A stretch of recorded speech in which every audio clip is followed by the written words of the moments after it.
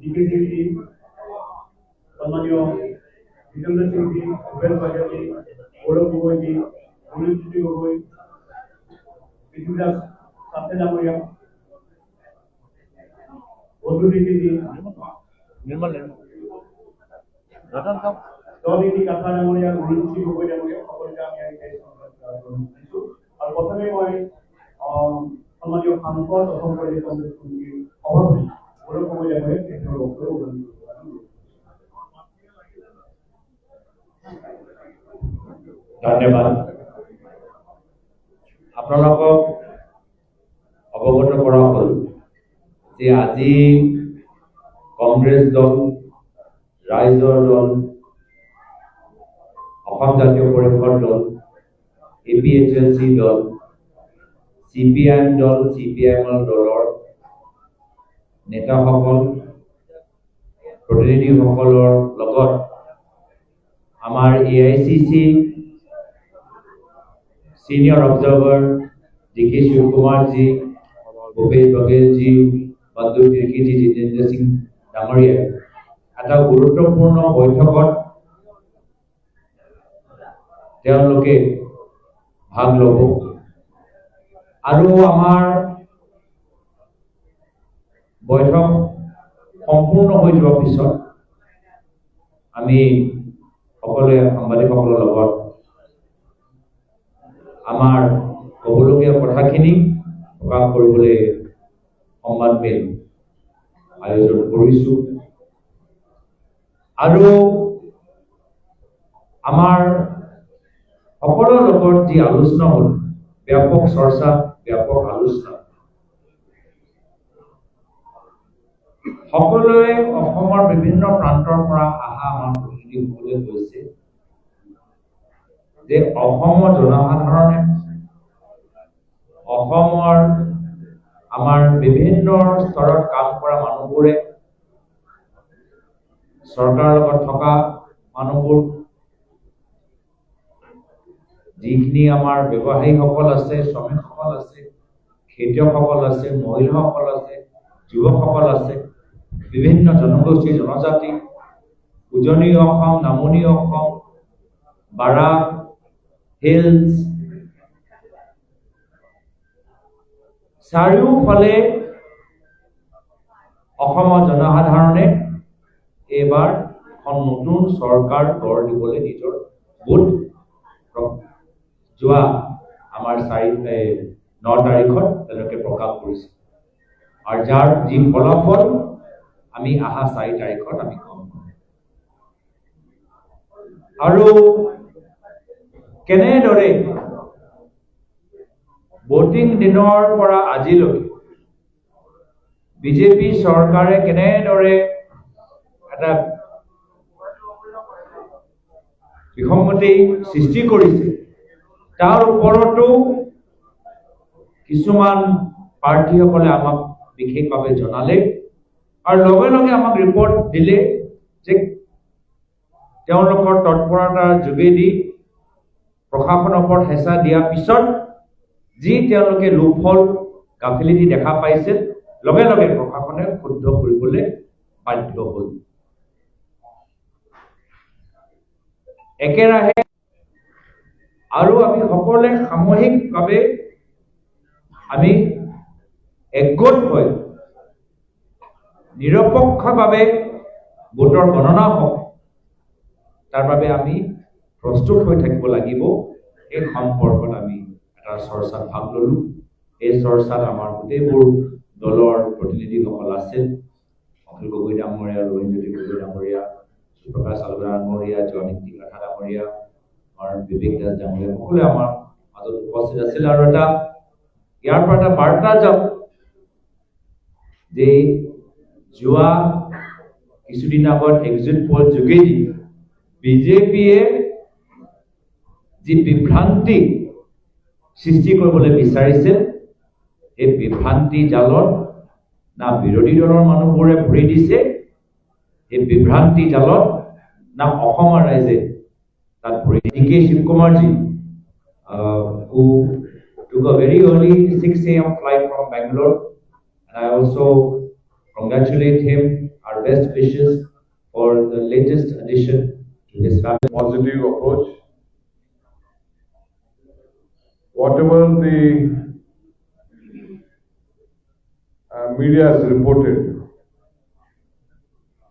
on the and we are confident in our own internal survey.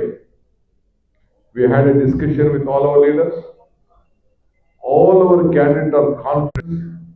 They have lost confidence that they will win this election. In the internal currents are also flowing on. Some of them have tried to approach our leaders also, our candidates also, our associates also.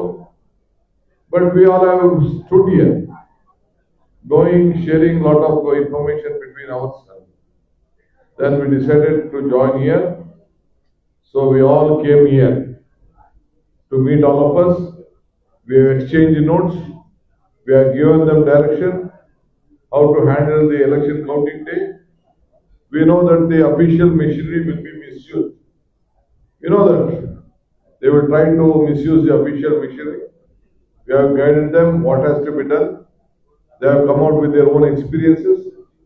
So a separate cell, our war room in Delhi, a legal room in Delhi, a legal room in Assam, Guwahati also will be there. My General Secretary will be here. We will also be a part of this counting here. So all of us will be alert here and we will see that we protect our candidates. We know that they try to do a lot of mischief because already they are trying to approach us. They have the fear of losing this election.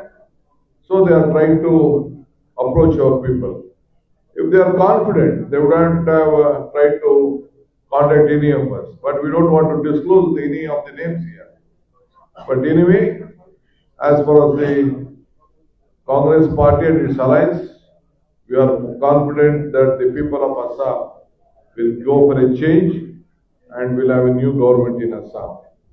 Apart from us, though the central government is also trying to help in various ways, here we know that how all it has happened, but still people of Assam have decided to have a change and we are waiting for the fourth result. We all will be alert on the situation and will handle any type of situation which may come ahead. So I thank the people of Assam for having a smooth and sane election. Rest our General Secretary will take on the mic. Thank you, Shiv Kumar Sahab. We've got our former Chief Minister, Ramesh Bangia Sahab, with us. He's a senior observer from the PCC with us, PCC President Gaurav Gogoi ji हमारे साथ विराजमान हैं, फिर गोगोई साहब हमारे साथ विराजमान हैं, लुरीन जी विराजमान है हमारे साथ जॉन जी विराजमान है, AICC सेक्रेटरी सीएम और सभी हमारे साथ हैं। कांग्रेस पार्टी ने बहुत मजबूती के साथ चुनाव लड़ा और विकट परिस्थिति में चुनाव लड़ा। यहाँ भारतीय जनता पार्टी 10-10, 20, 40 और 50-50 करोड़ रुपए खर्च कर रही है, वोट खरीदने का काम कर रहा है, शराब बेच रही है, डरा रहे हैं, धमका रहे हैं। हर वोटर को धमकी मिल रही थी, हर महिला को धमकी मिल रही थी। जो क्षेत्र के अंदर कोई अधिकारी है, कोई टीचर है, कोई पटवारी है, कोई नर्स है, उसके ऊपर उसको धमकी मिल रही थी। इस तरह का चुनाव इन्होंने लड़ा। कांग्रेस पार्टी खड़ी रही।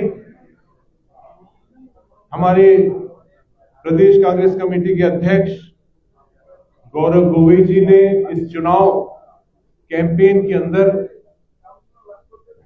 उनके नेतृत्व में ये चुनाव हुआ। उनके साथ साथ हमारे अलायंस पार्टी, खासतौर से भाई अखिल जी, लुरीन जी और सभी हमारे जो साथी हैं, उन सबों ने और साथ मिलकर चुनाव लड़ा। जिस सीटों के ऊपर आपका कैंडिडेट था उसमें कांग्रेस साथ में लगी रही। आसाम की जनता चाहती थी इस सरकार से, 5 साल का दुशासन से, 5 साल का जो बेईमानी की सरकार, करप्ट सरकार से छुटकारा पानी चाहती थी। जहां तक कि मैं सर्वे की कॉन्फिडेंट हूं कि हमारी तो 90 आ रही है, 95 सीट आ रही है, 95 आ रही है। तो प्रधानमंत्री जी 5-5, 10-10 बार यहां आते हैं, गृह मंत्री जी इतने यहां चक्कर लगाते रहते हैं, केंद्र के मंत्री आते हैं। जब आप इतने ज्यादा वोटों से पहले ही जीत रहे हैं तो इनको क्यों तकलीफ दे रहे हैं आप प्रधानमंत्री जी को और गृह मंत्री जी को? आप सोचिए कि जो ये चुनाव का नतीजा होगा, ये अपने आप भारतीय जनता पार्टी ने सामने लेके आ गए। माननीय मुख्यमंत्री जी ने जिस तरह की भाषा इस्तेमाल करी, एक तरफ तो पवन खेड़ा जी के लिए करी, खड़गे जी के लिए करी, कांग्रेस पार्टी के नेतृत्व के लिए करी, गौरव गोगोई जी के लिए करी, हम सबों के लिए करी, लेकिन उसके साथ साथ आपके लिए भी करी। कुछ प्रेस के हमारे साथियों को नाम लेकर कि मैं इनको देख लूंगा, चुनाव खत्म हो जाने दो। तो ये एक फ्रस्ट्रेशन जिसे बोलते हैं, उस तरह की भाषा वही इस्तेमाल करता है जो चुनाव हार रहा हो। तो इसलिए एग्जिट पोल जो है वो बिल्कुल गलत एग्जिट पोल है। एग्जिट पोल को बहुत सारों को मैनेज भी कर रखा है, और आप जानते हैं कि जिस तरह से प्रेस और मीडिया, सारे नहीं लेकिन कुछ जो प्रेस और मीडिया के लोग हैं, उन लोगों को ये मैनिपुलेट करके, डरा के, धमका के कुछ भी चलवा लेते हैं।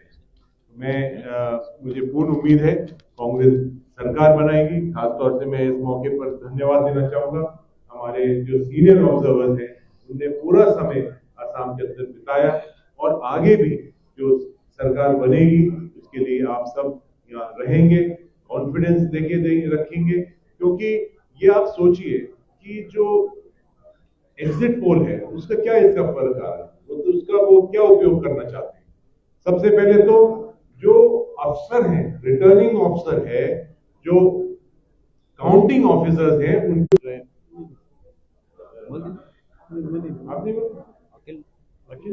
मैं निवेदन करूंगा अर्जुन गोगोई जी से, आप आगे 2 शब्द कहें। आप इधर आ जाइए।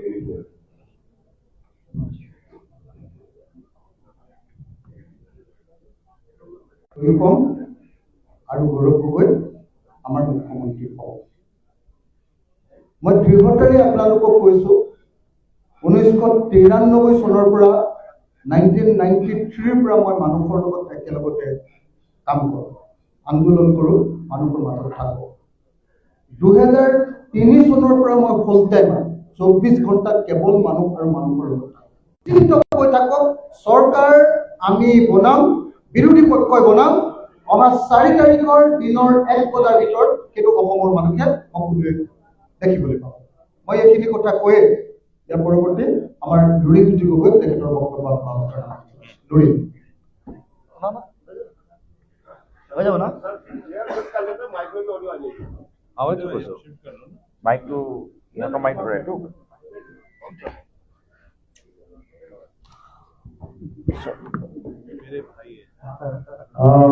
শ্ৰদ্ধাৰ সাংবাদিক বন্ধুসকল,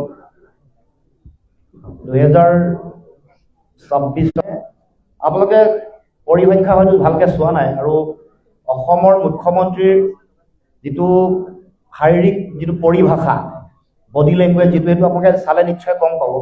আৰু পৰিসংখ্যাও এইটো কথা কৈছে, খুব ভাল সময় যেতিয়া বিজেপিৰ আছিলে 2016 চন, যেতিয়া 2000 ক্ৰিয়া কৰিছে, আমি বিৰোধী ঐক্যবদ্ধ, কিন্তু শাসকীয় পক্ষ বহুদা বিভক্ত, তেওঁলোকৰ চিপৰাঙৰ ৰাজনীতি চলিছে। গতিকে এইবাৰ যিবোৰ এক্সিট পোল দিছে এইবোৰ ফেব্ৰিকেটেড আৰু এইবোৰ স্পন্সৰ, এইটো কথা সকলোৱে জানে। আমি পুনৰ দৃঢ়তাৰে কৈছোঁ, এইবাৰ আমি নতুন অসম গঢ়াৰ যি স্বপ্নৰে আমি যাত্ৰা আৰম্ভ কৰিছোঁ, তাৰ আৰম্ভণি, তাৰ আধাৰ অহা 4 তাৰিখে নিৰ্বাচনৰ ফলাফল দিয়াৰ লগে লগে হ'ব আৰু অসমৰ ৰাইজে আশা কৰি থকা আকাংক্ষিত যিটো চিন্তা প্ৰথমে আশা কৰিছিল তেওঁলোকে এক ঐক্যবদ্ধ হ'বৰ কাৰণে আহ্বান জনাইছিল। ঐক্যবদ্ধ হোৱাৰ লগে লগে জনগণে জঁপিয়াই পৰিল আৰু সেইকাৰণে শেষ 7টা দিনত ইয়াৰ চুনামি আৰু আমি ধুমুহা দেখিবলৈ পাইছোঁ। গতিকে অহা 4 তাৰিখলৈকে অপেক্ষা কৰক, আমি আশা কৰা ধৰণে আমি ফলাফল সকলোৱে পাবলৈ সক্ষম হ'ম। ধন্যবাদ।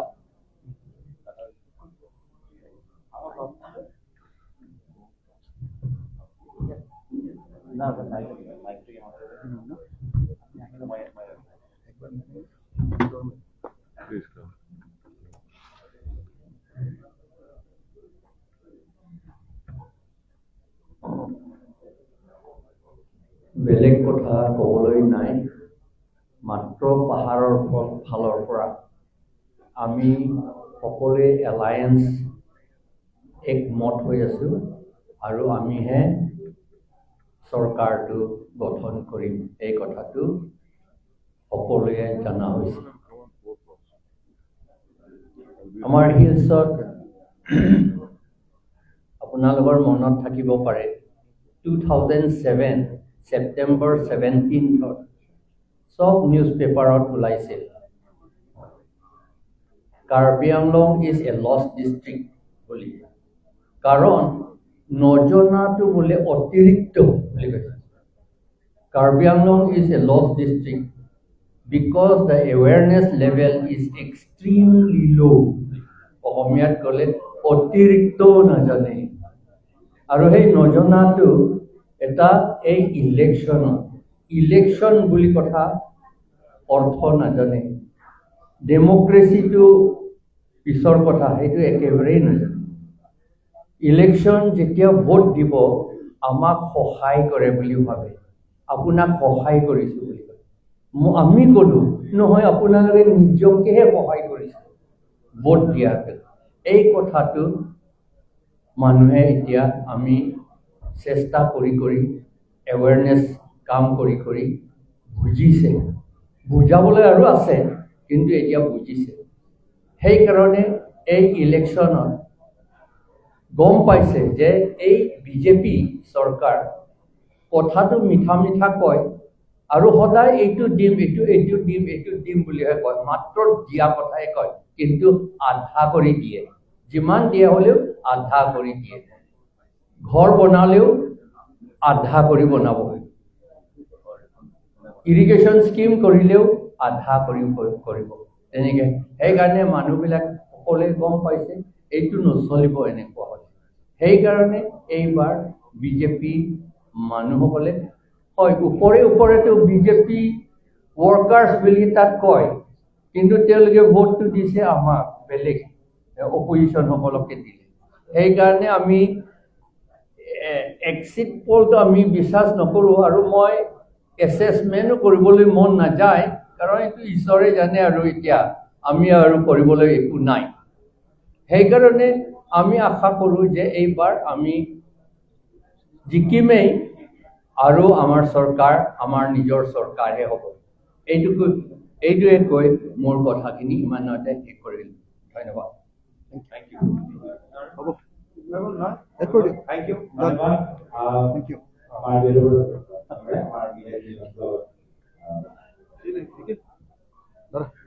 নিশ্চয় আপুনি গোটেইখিনি কথা শুনিলে আৰু একবাৰ হাতে হাতে ধৰি দিম নেকি? নালাগে। গৌৰৱ, এবাৰ হাতে হাতে ধৰি দিম নেকি?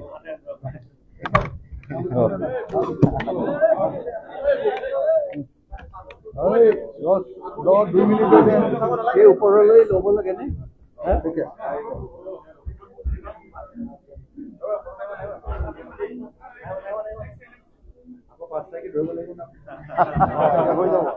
হৈ যাব।